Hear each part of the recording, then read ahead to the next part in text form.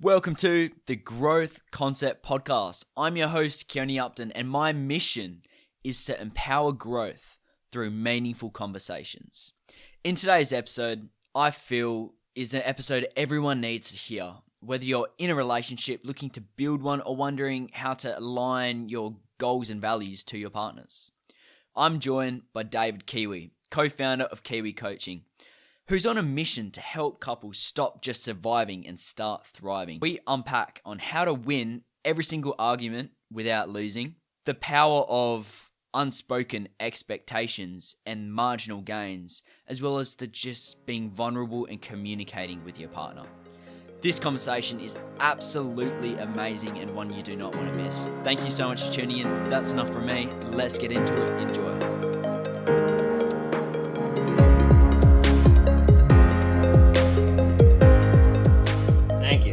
To be here. David, what is it you do? And do you mind telling us a bit about Kiwi Coaching? Absolutely. So Kiwi Coaching was founded by me and my wife, Alexis, and it was born out of one of our own experiences. We really struggled at the beginning of our marriage, and we really struggled through a lot of it, and then we had kids, and then we're like, hey, let's start a business all on top of it. But if I was to take it back to the beginning, man, it would have started when we first got married, but now it's completely different. So our focus now is we help couples who feel stuck and that can't communicate fix it so they can build a thriving marriage and a thriving business together.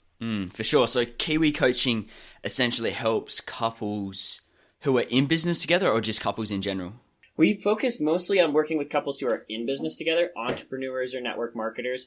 Do you mind telling me a bit about, obviously, that process you had with your wife, going through the relationship struggles and somehow finding a way to push forward with that? Oh, absolutely.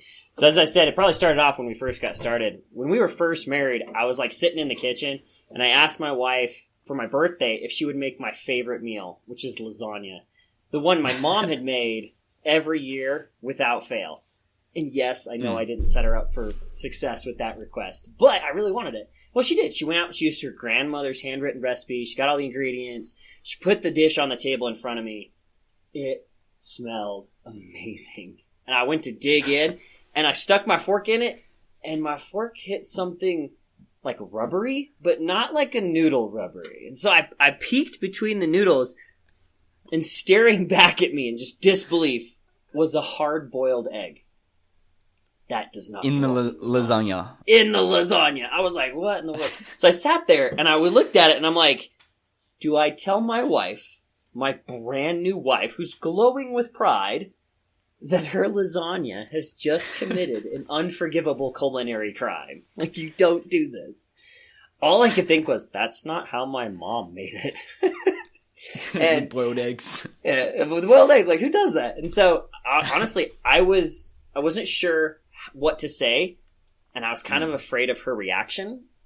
I didn't want to hurt her feelings.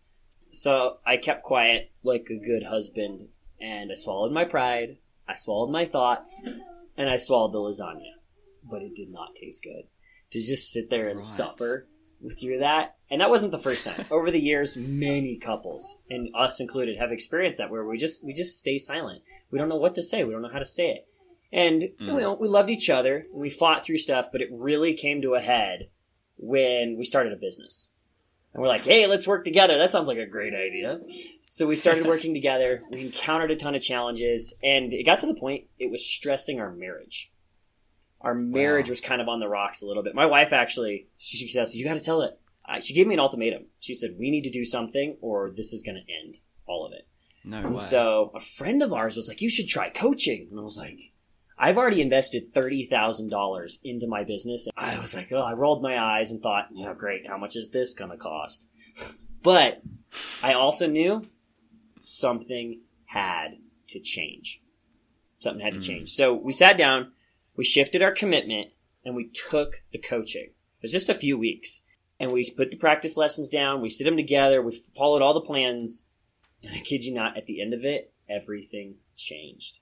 I learned how to see my wife, and as not just my partner and my marriage partner, but as someone with unique skills and talents that I had been completely missing and actually a little bit neglected. And she started to see me the same way. That changed everything for us. before, like at lasagna, I didn't know what to say. Now I know exactly what to say and how to say it in a way that she gets it. When I was afraid to hurt her feelings, now I know exactly how she feels and how I can communicate in a way that honors those feelings. And when I was afraid of her reaction before, now I value it. Whether it's something I know that's good or not, she's like, oh, I just love what she brings to the table. And that changed everything. So for us, when we got done with that, our network marketing business began to explode because we worked together. But my wife looked at me and she's like, Kiwi, we have to share this with the world. We have to help other couples like us who are struggling to have these techniques and have these principles so they can explode in their business and in their marriage. And I looked at her, I was like, I'm on board, let's go. Let's get certified, we go through it. Now we've helped several other clients over the last several months, and this year alone has been explosive. It's so cool to see, too, the same moments where we were like, oh, I see you now. In that and other couples and our clients where they go, oh, I get it now. It's just empowering. Yeah, wow. What was the process like? Obviously, I've heard before by other business owners and stuff that going to business with a partner is like going through the Wild West. It's ups, downs, and obviously what happens in your business also takes home and happens in your family as well, whether that's good, bad. Was it hard coming to terms with yourself being like, oh, we need help? Or was that process pretty like, yes, okay, I'm happy to get coaching? Or was there resistance in that? Oh, absolute resistance. Oh my gosh. So resistance. Why is that, I'm one of those guys. Yeah, I'm a guy. I don't need help. I've got this, right? That mentality. I'll be honest. I'm guilty of it. But what changed was I realized the path I'm going down and the things I'm doing today, if I continue down this road, it's ugly. It's not going to end well. And so I said, okay, something has to change. And the funny part was, and this is what we focus on in our coaching, in fact, nothing actually changed in me except for my viewpoint. That's the only thing that changed. If you do therapy and marriage counseling, which we've done some of that over the years, they're always like, oh, you need to do this. You need to be more this. You need to change here, or you need to be better at this. And we don't teach any of that in our coaching. None. In fact, what we teach people is how to embrace who they are. Because if you think about it, whether you're at work with your boss, whether you're married with your partner, whether you're in a committed relationship, the best thing that you can give them is the best version of you. And when you focus on giving yourself to people around you in the best way, and in the best way that you know you can, it's an amazing experience because you don't have to change for the world. You just give them the best version of you and the world loves it, especially your partner. The partner married you for a reason. They saw things in you that you didn't even see in yourself. And when you start to embrace those things, it's, my marriage is fire. I have the best marriage on the planet. I love it. That's amazing, man. Congratulations with getting through that process. But I want to touch on, obviously, before the coaching and stuff, your marriage was stressing. And I know when I'm stressed, I cannot be the best version of myself because I'm thinking of 20 different things at once and you can't be there for a particular person. Yeah. How did you go through that process of being the best you could be as well as balancing all the other stresses that were coming up in your life at that time? Oh, balance is key. Balance is absolutely key. So we use something in our coaching called Gallup Strengths. This is a psychological assessment that kind of shows what you're good at, what you're not good at. A couple of the things too. Every strength has what's called a good, a bad, and an ugly. You'll find that when you're in certain things in your life and you just kind of get negative on it, you're actually in the ugly of one of your strengths. And this is, we're getting way deep on the coaching side, but when you fully understand who you are and you understand how you can embrace that, you go from there. So a very simple one that I teach people is love languages, right? Everyone has a love language that they can communicate with. So imagine you're sitting outside the Kremlin in Russia, right? I don't speak Russian. Right, we're sitting outside the Kremlin in Russia, and we're trying to take a picture. And everyone around us is speaking Russian. And it kind of sounds like the Peanuts parents. I don't know if you're old enough to know that cartoon, but yeah, it's like wah wah wah wah wah. It's just like buzz, white noise from a TV, static. We don't understand it. But all of a sudden, you hear a voice yelling behind you, "Hey! over here, John, I can take a picture. And you're like, oh, I recognize that, right? And you immediately tune into it because you speak it and you understand it. And that's what love languages are like. When you learn your love language, and this is actually true at work even, but when you learn your love language and the love language of people around you, you'll probably note that I've yet to see two partners that have the same love language. To be honest, they're usually different. Oh, so it's like statistically always different. Okay. It's usually different. So there's like physical touch. That's my love language. I love high fives. The way I feel loved by my wife is if she sits with me or she snuggles with me or she gives me a back rub, that kind of thing. With just touch. I just love touch. My wife, though, is time. Her love language is time. And so me, I high-five my wife in the kitchen. I give her a little peck on the cheek. I walk out. I feel loved. She's over there like, you spent 5 seconds with me. I don't feel loved. And so when I'm over here, it's like I'm trying to tell her I love you in Russian, but she only speaks French. And she's over there trying to tell me I love you in French, but I don't speak French. She's like, let's spend time together. I'm like, I got stuff I got to do. But, so we give a free workbook. Yeah, we give a free workbook away on our website, davidandalexiskiwi.org, and you can download that workbook. And what it does is you go take the assessment, you sit down with your spouse, and you go through each one of those, and you go, whoa, okay, so if I try this with you, how would you feel loved? And they're going to be like, I would totally feel loved. And then there's a whole bunch of date ideas in there that show, here's, if you're touch and she's time, give each other foot massages on the couch. Right, that kind of thing, where you can do both things. Yeah. So there's a whole bunch of good stuff in there. But yeah, that's one of the first things I recommend couples learn, is learn your spouse's love language and then practice speaking it. But it's like a foreign language. It doesn't come naturally to you. But when you put in that time and energy, they feel so loved and appreciated. When you were having the issue with your partner, as well as the business, did you know what your love language was at that time? At that time, yes. But even though we speak this, I know how to speak her language, I didn't know how to work with her. It's like I can tell someone, like you can tell anyone, I love you in a way that they feel it, but now we've got to do finances together.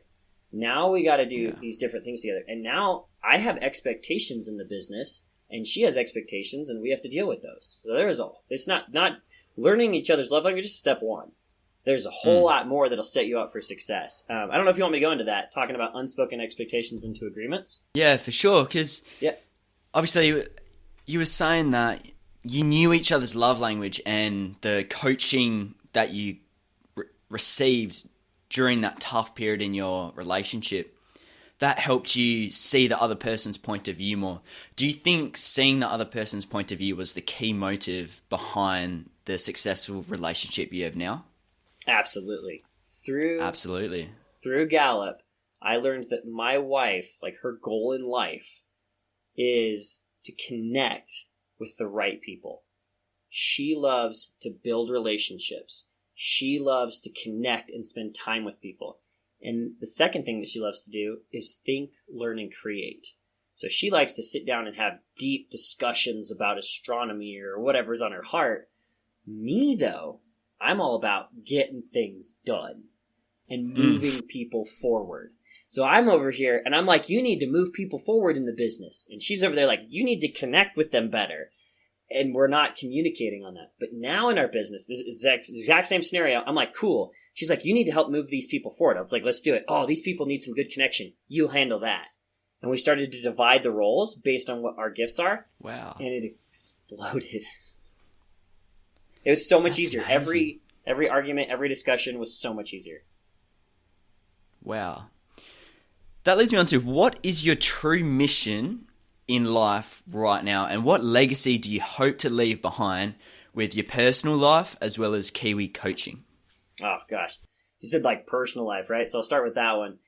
When I die, and I've said this for years, but when I die, I want it to be said of me at my funeral that I saw people not for who they are, but for all they can become. So I live my life to inspire and empower people to be more than they thought they could be. And I show them how to do it. Damn. And then as for the coaching side of the house, it's little tweaks, little mindset shifts that change everything. If you think about it, like if you're shooting for the moon, If you're off by millimeters on Earth, you miss by kilometers by the time you get to the Earth, right? Big change. But that means a little change now has a massive impact later. Right. It doesn't take a big, really... I got to shift and do all these things. A little change now has a massive impact later. The marginal gains. Mm-hmm. Why is having that legacy in your personal life so important? Like, when did that come into your life and that being a key motive to what you do now? I think that came when I first read a book. I was probably, I think about this like 20 years ago, but I read a book when I was really young. Somewhere in my late teens, and I read a book called The 7 Habits of Highly Effective People. And in that book, it literally, I think it's in step 2, it goes through a thought exercise saying, I want you to sit down right now, and when you die, what do you want it to be said of you? And I took that to heart. I mean, I was young, but I took it to heart and said, who do I want to be known as? I was like, I want to be known as somebody that helps people make those little millimeter changes that years down the road, they go, oh my gosh, I'm on a completely different trajectory because I made that small change when I began. Obviously, from the journey, what have you learnt about, obviously, couples that were in your own shoes when you were going through the relationship troubles? What are some key points that you've learnt that relationships struggle with that we got to resolve? Is it seeing the point of view, or is it more of a communication factor? And so if I was to sum it up in, I know we don't have all day, right? But there's 3 top things, 3 millimeter shifts that changed everything. Unspoken expectations into agreements, his business, her business, and not your business. And then how to win every argument with your spouse every time, guaranteed. Those are probably the 3 things that I give out everywhere I go. Speaking of unspoken expectations into agreements, right? When you go into a business or a marriage or a partnership, you have unspoken expectations. Everybody does. And for example, like I'm driving home from work. I get home from work. I'm newly married. We have a couple of kids now. And I get to the door and I kind of expected the house to be clean and dinner to be on the table. I had these expectations early in my marriage. I've matured now. Yeah. But I was like, I expect dinner to be done and ready to go. And I would eat dinner and spend time with my kids. Well, I open the door and reality hits. Right? My kids' toys, they're everywhere. They're all over the floor. There's a laundry pile on the sofa. I get to the kitchen. Breakfast dishes are still on the kitchen table. And my wife is stuck sitting in the corner with a baby strapped to her chest. And so I asked the best husbandly question I could ask, which was, what'd you do all day?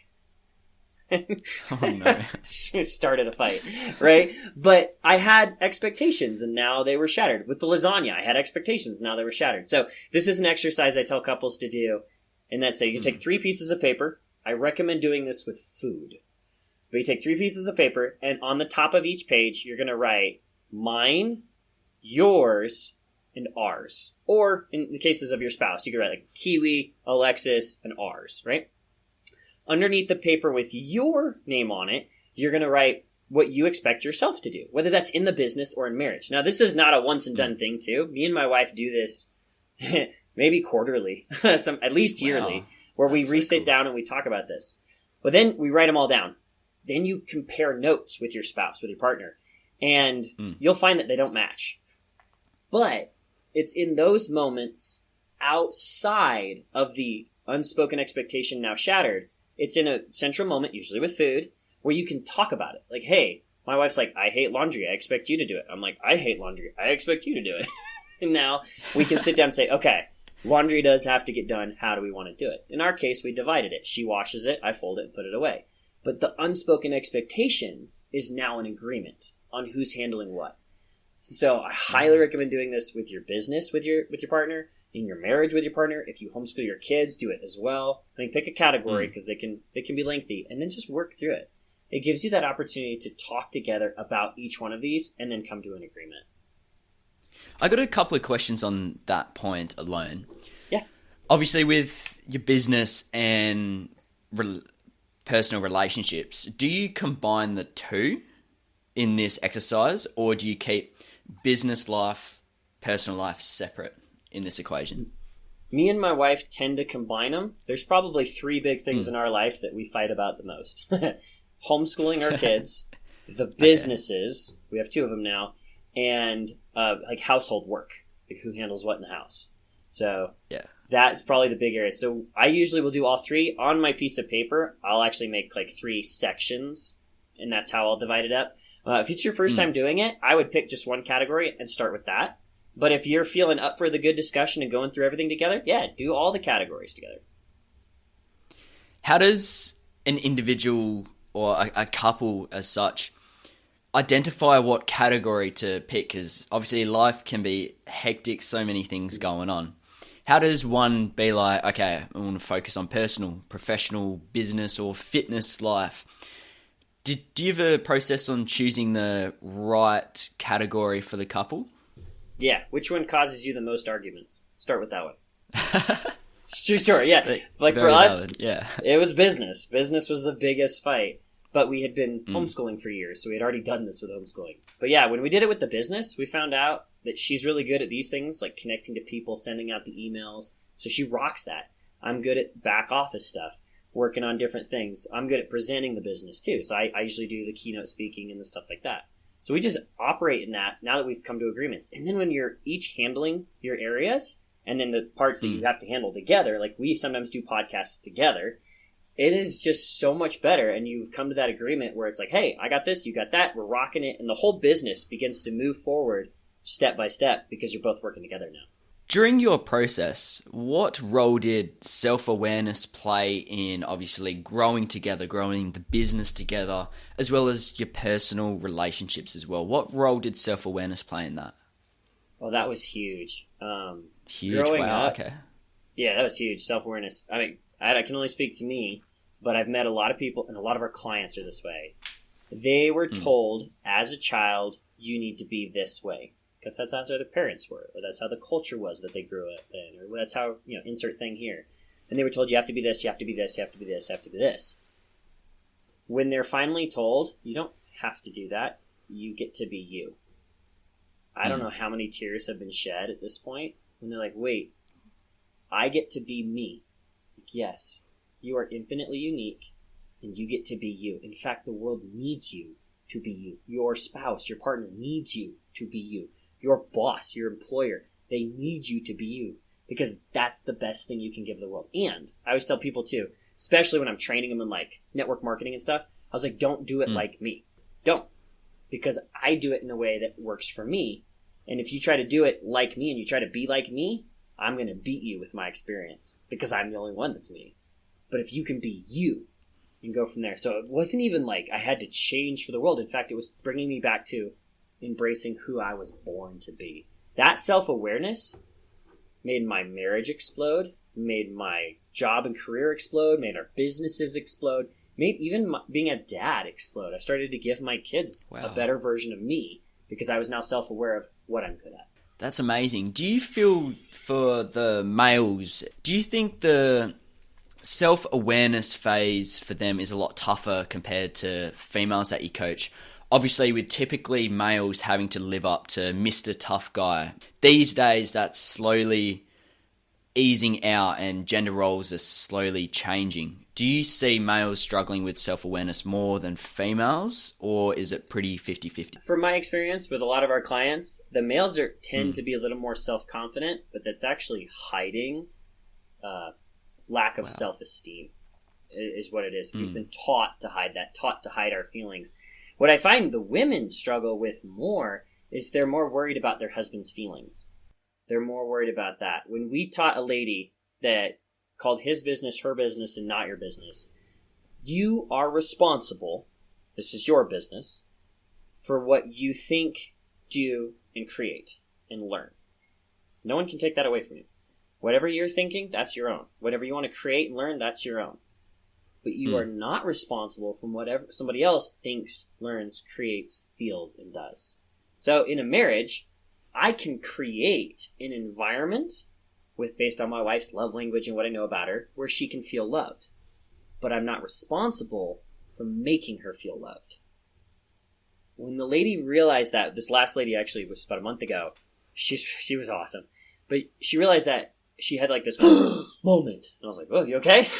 She goes, like 90% of my anxiety is coming from the fact that I'm always worried about my husband's feelings.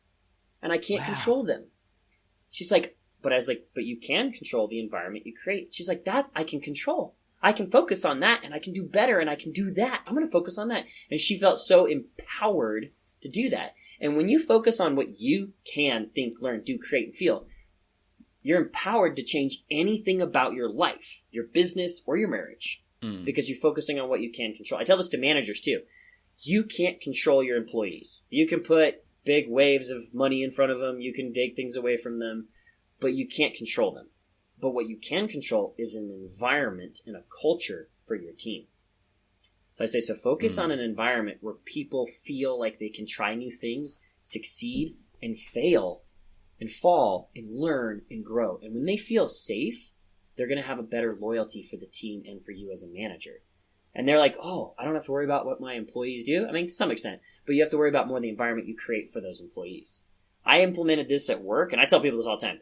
I implemented this at work when I was working with a big company. I had about 5 different teams underneath me. I did this with every single manager. Wow. I taught them this. All of those teams became self-independent to the point I got bored. I'm like, what do I do now? None of these teams need me, right? And then, of course, they moved me to another department to do it again. That's how that works.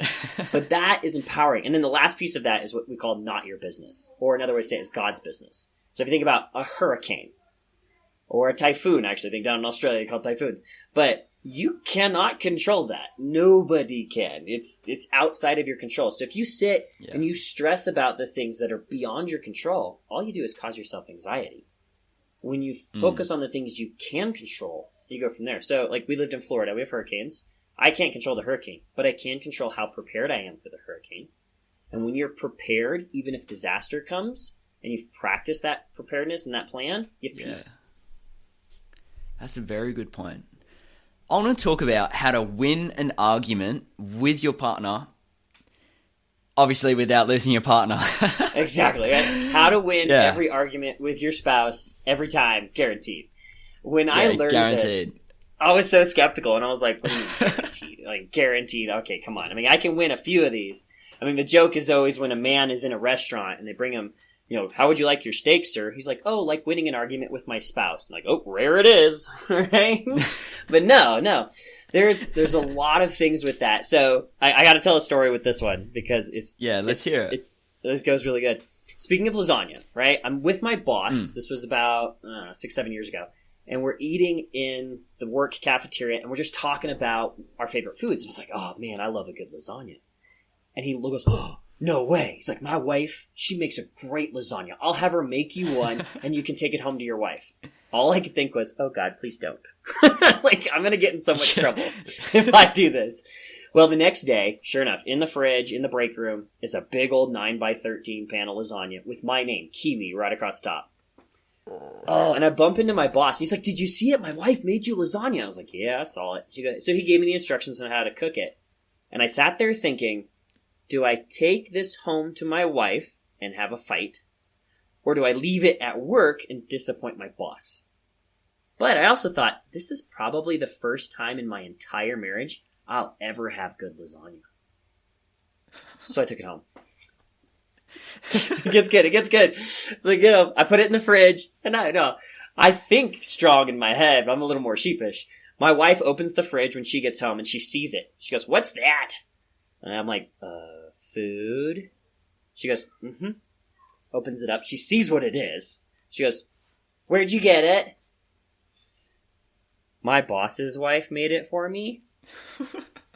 And I'll never forget the words she said next. Oh, wow, man. She closes the fridge and she looks at me and she goes, couldn't get it from your wife, so I had to get it from another man's wife, huh? Thus cued one of our biggest fights we've ever had in our marriage. So don't talk about how to win an argument with your spouse every time, guaranteed, right? And we have arguments with our partners all the time. It happens. But there's a mindset shift. This is, remember, that millimeter shift that has kilometers of impact. Yep. When you make a shift in your mindset to this, you will win every argument. But it does kind of take both partners to come together on this. And that is,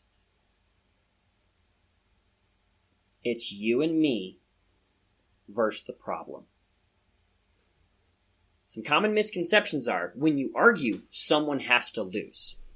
Or happy wife, happy life. That just makes for a disgruntled husband, right? But when you say it's you and me versus the problem. So when you first get married and you're holding hands and you're infatuated and you're in love and you're like, I'll take on the world with you, honey. And then all of a sudden laundry comes around and you fight about it. Or your wife leaves the toothpaste off the toothpaste cap. I'm just saying, that one still bugs me, right? But when you say, okay, so in the middle, when you're in an argument, better to do this when you start arguing. It's really hard to do this when you're really heated. But you look at your spouse, you look at your partner, and you say, all right, it's you and me versus the problem. I want to help you, and I know you want to help me, and we want to work on this together. What's the real problem here? So let me take it from like a management perspective, too, because this applies to management. You have a manager who's been told, I have to cut costs, right? And then the employee goes, boss, I need more money. I need a raise. And so then they go into this argument. Boss wants to cut money. Employee wants more money. If you look at your employee, and you say, or the employee looks at the boss, okay, it's you and me versus the problem here. What's the real problem here so that we can unite and fight it together? Well, the real problem in that scenario is the company's not profitable enough. Because if the company was more profitable, we wouldn't need to cut costs and we could give raises.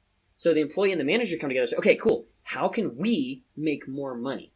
How can we provide better services or better products? How can we help with our pricing and our customers? And you start uniting against the problem. For me and my wife, right? What's funny is a lot of arguments go back to unspoken expectations. I wanted good lasagna.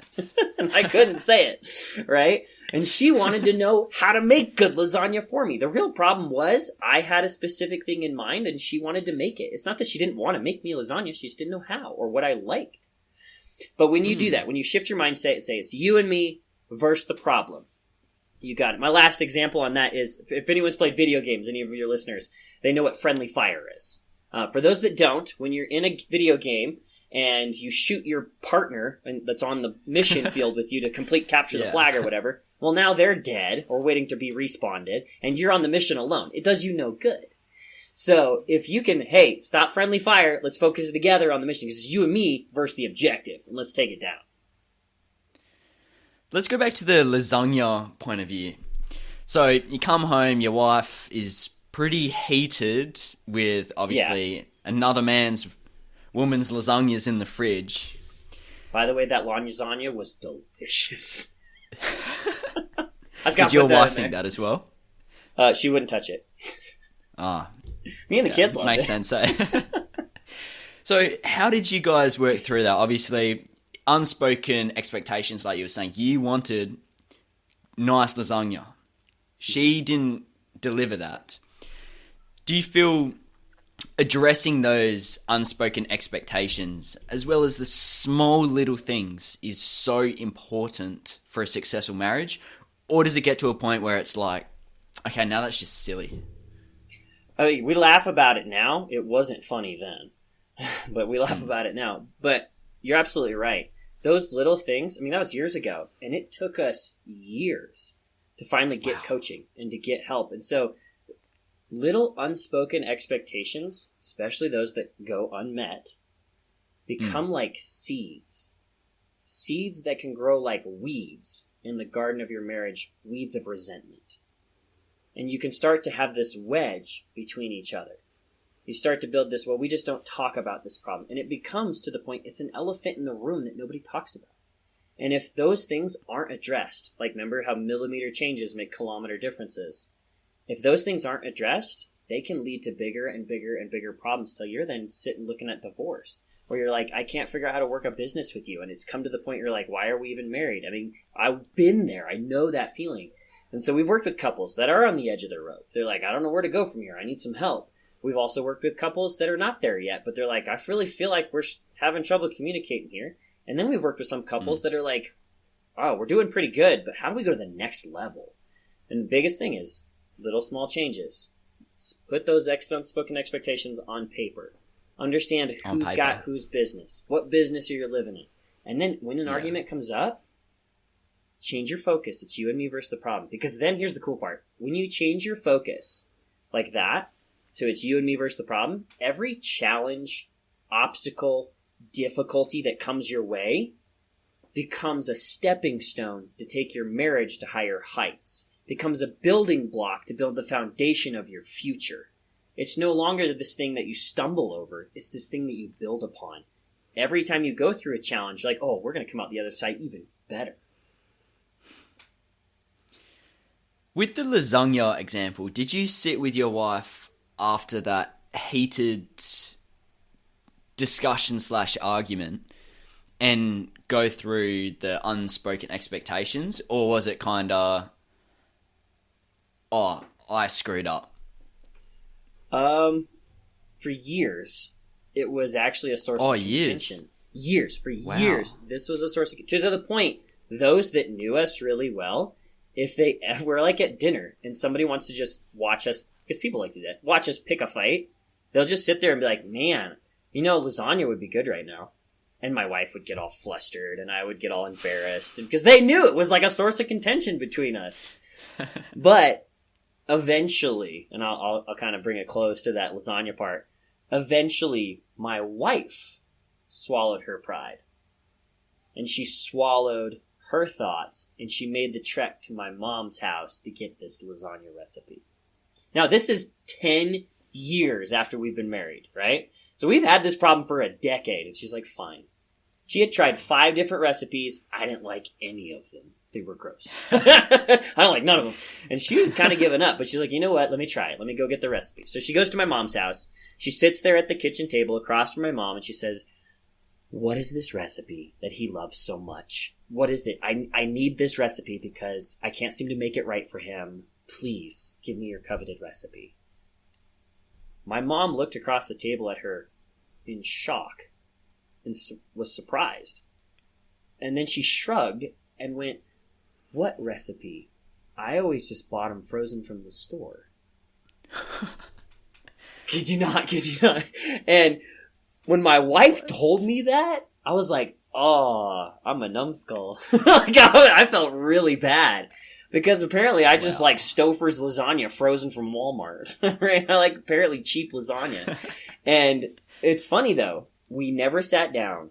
We never worked through it. We never, even just something simple as lasagna, right? And we never worked through those problems. For 10 years, that was a source of conflict. But now we've sat down, we've talked about it. She still won't make me lasagna. But we laugh about that problem now. That's one of our top stories that we share. Because it was something that was a stumbling block and contention for years. But now it's a story of encouragement that we share with everybody else, saying, you know what? The little thing that you thought was a big deal, when you sit down and work it out and make a millimeter change, you will avoid literally a decade of contention.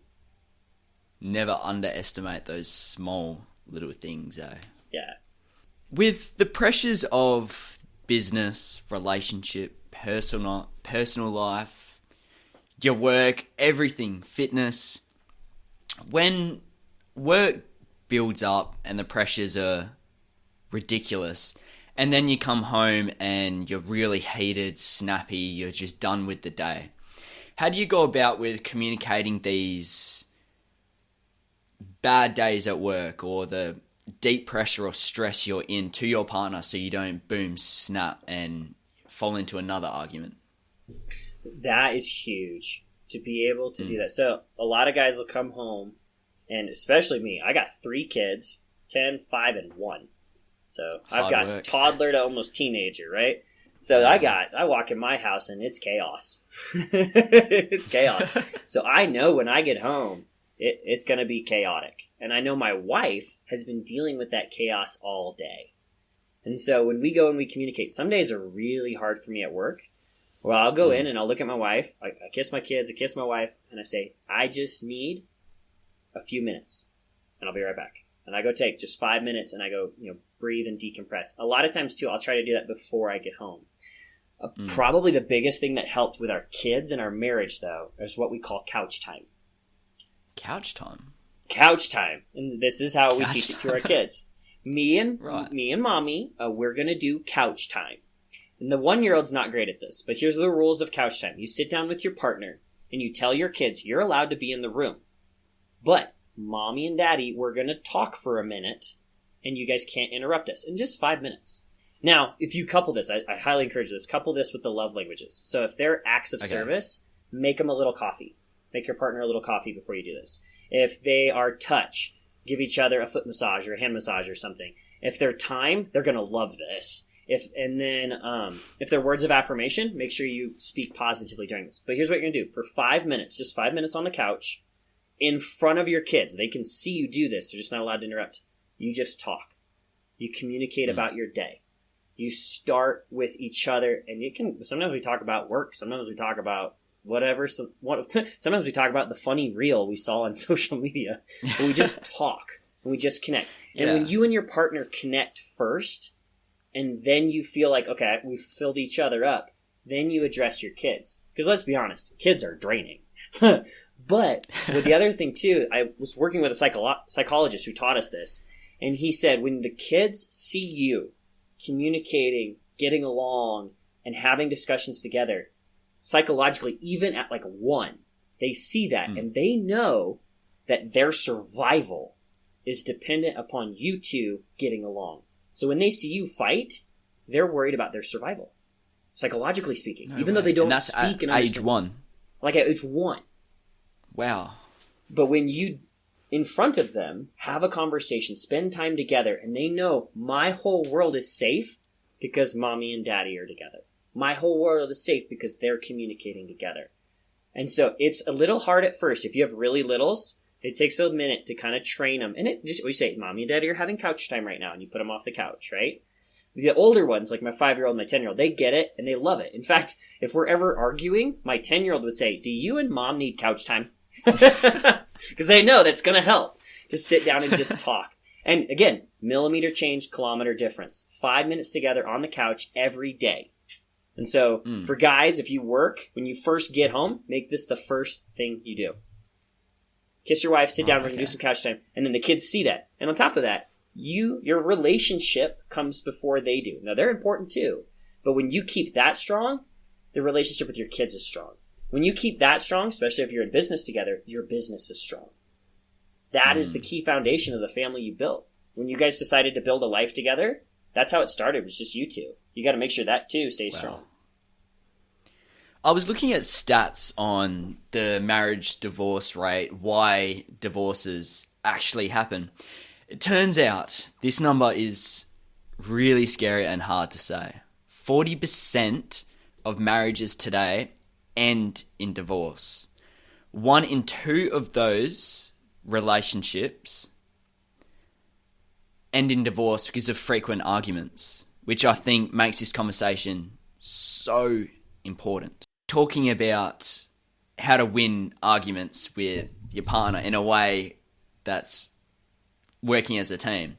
What would you say are some key points we've discussed that we should take forward and apply to future or present relationships? So if you think about that, that is a scary statistic. And 40% of marriages end in divorce.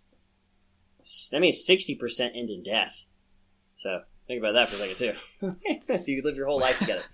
But I know it's kind of a morbid thing. But that 60% that makes it, they have a life together that they've built with a lifelong partner. And one of the biggest things is that unspoken expectations. If you can speak about those and come together on the little things, you can conquer the big things. And what's too, when you get married, you're always worried about the big things. You're always worried, we'll take the big things on. We'll handle the big things. But the truth is, it's the little foxes that destroy the vine. It's like being eaten alive by ducks. It's awful. It's painful. And if you don't address those things, they will work their way in. Like a splinter works its way into your foot. A little problem, if you ignore it, if you do lots of, like some of the guys like to do lots of bodybuilding and lots of weightlifting. I love some of that myself. But if you get a little injury and you continue to work it and work it and work it and you don't let it rest and you don't address it, that injury can become a catastrophic thing that you need surgery to fix, where simple stretching would have helped at the beginning. With your relationship, out of everything we've discussed, from first one was how to win arguments with your spouse, and the second one was... So, the 3 main things. You have his business, her business, and not your business, which is focusing on what you can control.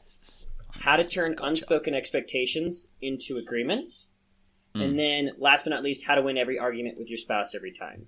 So unspoken expectations into agreements. You are responsible for what you think, do, learn, and create. When you focus on those things in your marriage, in your relationship, in your business, you can then conquer that. And then last is how to win every argument with your spouse every time, which is change your perspective to it's you and me versus the problem. For sure. What was the hardest one for you to develop with your partner, or were they both pretty equal?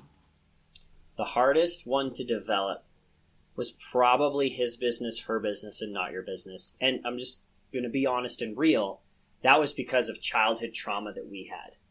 We both grew up in homes where we were taught and told, like think about it, and a lot of people have this. Their mom and dad would be like, why do you act like that? Don't you know how that makes me feel? But then as a child, you're taught that you have to worry about your parents' feelings. Or, that makes me look bad. You should stop doing that. Or insert any variation of that statement. Then you're like, wait, I have to do these things or else you're going to look bad. And you spend your childhood trying to do things that don't make other people look bad or other people feel bad. When you realize that it's not my responsibility to handle how you feel. Those are yours. But I can focus on creating an environment where you can feel loved. As we became adults, we had to work through a lot of childhood trauma together. And it was painful. I'm just being real. I don't know about your listeners on this, but yeah, I was being real. That was, it was hard. It was very, very hard. But when we started to focus on what we can control, I can control my unspoken expectations because I can write them down. I can control my mindset. It's you and me versus the problem. I can control how I focus and give my best self to the world. And then I was able to let go of, I give you my best, and if my best is not good enough for you, that's your problem, not mine, because I'm giving my best. And that brought so much peace. But I'll be honest, it's like learning to play chess. I don't know if you play chess or not, but you can learn to play chess in an afternoon. In this podcast, your listeners, you guys have learned several different things, and I hope they've blessed you. But don't expect to be good at them overnight. You're not going to be a chess master, but the way you become a chess master is you practice them, you use them, and then you work through them. Overcoming that childhood trauma you were talking about, what was the hardest part in identifying and having that conversation with your spouse? Was it being vulnerable, or was it just talking about it because it was so embedded in your identity? Talking about it wasn't super hard once we started to identify what it was with each other. The hardest part was deciding what we wanted to do with our parents. That was a hard part where we said, okay, especially my wife's parents, that was difficult because they didn't like the way we were changing. And when you decide to improve any part of yourself, whether it's physical, emotional, spiritual, or mental, you're going to have people around you that are like, I feel like you're changing. What's going on? And people resist change. They don't like change. And they may even try to get you to stop changing. But don't ever stop changing. Because as long as you continue to evolve, grow, adapt, and give the best version of you in the world, you're going to have to leave some of those people behind. And that's hard. And that's really hard, especially people that have been with you your whole life. But you've also learned, too, how to say, hey, I'm going on this path. You can come with me, but you don't have to. That doesn't change the fact that I don't love you. I still love you. I still want to see you at holidays. I still want to have time with you. But what I'm going to do, though, is I'm going to go give my best to the world, and I'm going to learn how to heal from my trauma, become my best self, and go from there. That was the hardest piece, is knowing that. Now I've gotten to the point where I tell people, I'm a freight train. I'm built. I'm ready to go. You can roll with me, or you can stay behind at the station. But if you get on the tracks, I'm going to roll right over you. Like, I'm going. I want to make a difference in this world. I want to help people. I want to help marriages. Let's go. So I have people that jump on with our business. They're like, I want to be a part of this. I want to be in it. I want to do the coaching with you or whatever. Some people are like, nah, I don't want to do it. And that's fine. I'm a freight train. Hop on and we'll go places. I've already built the track. All you got to do is get on. But then I got a few people that are like, I'm going to stand on the tracks. I'm like, I'm a freight train, right? Like, I'm going to run you over. Don't do that. Down. Yeah. Such a good analogy of how we should be looking at life to an extent on controlling what you can control. You can't control what the weather's doing. You can't control heaps of things in life, but focusing on what you can, focusing on what the way you perceive something, the way you communicate is what you can control. And I think that's such an important point to carry into professional relationships and personal relationships. David, I got a very important question for you. The growth concept, tradition now. If you could go back to your younger self, what would you tell yourself and why with the knowledge you have now? Oh, God, you make me cry on that question, man. I would pay money to do that. Part of me, I've learned to accept who I am. And the things I've been through in my past have made me who I am. But if I could go back and avoid a decade worth of resentment over lasagna, stuff like that, I would. So if I could go back and I could look at my younger self, or anyone who's getting ready or facing a lot of these challenges, I would tell them this. The pressure that you are under, the pressure that you're facing, it maybe feel like it's crumbling you and pushing you and confining you, or the heat that you're enduring, whether that's in people's comments or in pushing through in your job or your dreams and your podcast, whatever it is for you, and you're enduring that heat and you're pushing through it, and whatever losses you've had in life, where you feel like something got cut away from you, or you lost a piece of yourself, I want you to know that's the same process of how a diamond is made. But a diamond in a dark room is nothing more than a sharp rock. You have to take it out of the coal. You have to take it into the light so the world can see it and it can shine. And when you do, you'll realize you're beautiful, you're breathtaking, and you're unbreakable. So your story and the things that you're facing are shaping you into the best version of who you are, and the world needs your brilliance. You are diamond. That's what I would tell myself. Wow. What pivotal moment in your life did you have that made you realize that? Because I'm sure this isn't something that comes easy or in a blink of an eye. No. I always make the joke, I've been through hell so many times I have a punch card. My next trip is free. Like, I've been through a lot in my life. Yeah. So, for me, a lot of my past, like 2017, I buried 11 people that year, from family, friends, mentors, and my own daughter. That was a rough year. And a lot of it I hid and I buried, and I just, got to be strong, man, and hide it. To the point it actually started to seep like bitterness out of my soul. I mean, it was awful. And then when I got through that, and I faced the suicide ideation, and I faced the challenges, and I got the help that I needed, more than anything, the biggest thing that healed me was talking about it and encouraging other people who were going through it. When I started to just say, you know what, man, I've been there too, and life sucks sometimes, and it's hard, but I'm living testimony that it gets better. And then if you just keep going, you'll get through it. And so I would say the You Are Diamond, that's like a whole speech I have on that one, but those pivotal moments didn't happen all at once. It was the slow steps of continuing forward. Some days it's a sprint. Some days it's a walk. Some days it's a shuffle. And some days it's a crawl. But I kept moving. I kept going. And I started to realize as I shared my story that other people around me were like, oh, I've been through that too, man. I never talk about it because no one understands. I'm like, I understand. And I started to develop and reach out, and I started to build a community around me of people that are just like me. And they've been through similar things. And it changed everything just by saying, you know what? One more day, one more moment, one more thing. And then after a while, you realize you're a diamond. That's unbreakable. Now, things happen in my marriage, or things happen in our business, and setbacks, and all kinds of crazy things happen in life that we can't control.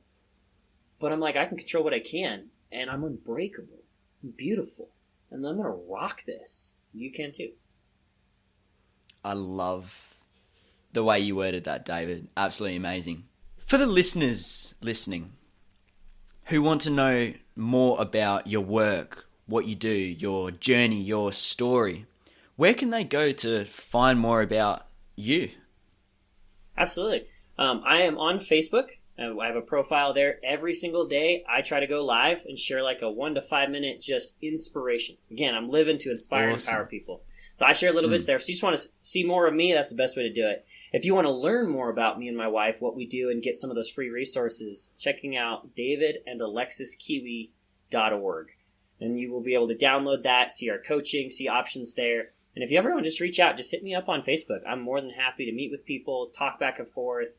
That's what we're here for. We're part of a community of people that have been through a lot of stuff. And if you feel stuck and disconnected, man, I live to try to help you move forward and fix it. For sure. Thank you so much, David. And all links are in the show notes below. I got one last question for you. Something I'm going to start doing on this podcast is the current guest leaves a question for a future guest. Ooh, I like that. What question do you want me to ask the next guest, not knowing who they are, what story they have? What question do you want to ask them? Ooh, that's a good question. I think the question that you already asked me would be the one I would ask people. That is a phenomenal question, which was, if you could go back just 5-10 years and tell yourself something, what would that be? Because if you think about it, if you strip away all the stuff I've learned, all the stuff I teach, when you ask a question like that, you get that diamond piece, that one piece of information that'd be like, you know what, this is worth it. If you get nothing out of everything I taught today, remember, you are diamond, right? You get that level of knowledge from your guests. So I'd say ask that question again. Man, that was fire. Ask that question again. Yeah, that's actually the question I ask at the end of every single podcast interview. So is there a second question you would want me to add in to make it a bit more personal? But I will add the 5 years back in time. That way it's more precise. It depends on people's journey. For some people, it's been 10 years since they discovered it. For some people, it's been 5. That's why I said 5 or 10. For me, it's a 10-year journey from when I started struggling to where I'm at today. If I was a question that you could ask any host, would say, what is the greatest piece of advice that you live by? Greatest piece of advice you live by. Because I've been given some great pieces of advice in life, but what's one you live by? And that'll get another one of those, like, what's like my creed? What's my everyday I live by this? Yeah, for sure. I love that. Well, thank you so much, David, for this conversation. I've truly enjoyed every single second of it, and I've gotten so much out of this conversation. It means the world to me. It was an honor to be here. You're an incredible host. I'm just very grateful to be able to share and bless your listeners and tell some good stories. That was an amazing conversation. Personally, I got so much from it, and just editing this episode solidified all the information said. Thank you so much, David, for sharing your amazing insights and your valuable wisdom on such an important topic. Thank you so much for your time for tuning into this episode. Your support means the absolute world to me. If you've enjoyed this episode or have just gained one thing from it, follow the podcast below so you can stay up to date with future episodes. And in return, I will keep improving every single episode, every single day, and I will not stop. Thank you so much for your support. It means the absolute world to me. All of David's resources are linked in the show notes below. Thank you for tuning in, and if you have any suggestions on future episodes, I'd love to hear it below. Or DM me on Instagram, Facebook, or TikTok. Don't forget to keep growing, and I look forward to seeing you on this next episode.